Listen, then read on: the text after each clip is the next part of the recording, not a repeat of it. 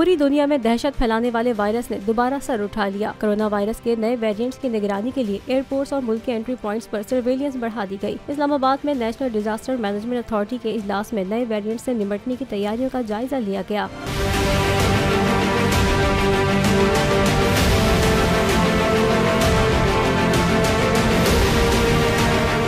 कौमी इदारे सेहत और NCOC की ब्रीफिंग में बताया गया कि पाकिस्तान की 90% आबादी को कोरोना वैक्सीन लग चुकी है। लोग महफूज हैं। कोरोना वायरस के नए सब वेरिएंट BF7 और दीगर से कोई बड़ी लहर नहीं आएगी। नए वेरिएंट से मुतासिर अफराद से मुतालिक हंगामी सूरत हाल से निपटने के लिए अस्पतालों में वेंटिलेटर्स, ऑक्सीजन सप्लाई और एंटीवायरल अद्वियात की फराहमी यकीनी बनाने की हिदायत की गई है। पार्लिमानी सेक्रेटरी सेहत डॉक्टर शाजिया सोमरो ने बताया कि तशवीश की कोई बात नहीं। सोशल मीडिया पर कोरोना के हवाले से अफरा तफरी फैलाई जा रही है। दूसरी जानिब NIH हुकाम के मुताबिक 24 घंटे के दौरान मुल्क भर में कोरोना के 18 केसेस रिपोर्ट हुए हैं और मुस्बत केसेस की शरह 0.53% रही। इन 24 घंटों में मुल्क में कोरोना से कोई हलाकत नहीं हुई।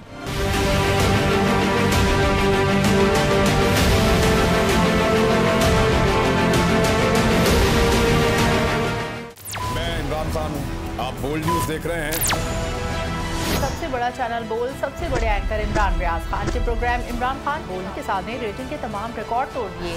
56% नाज़रीन ने बोल न्यूज को देखा। सोशल मीडिया पर भी सबने ज्यादा देखा।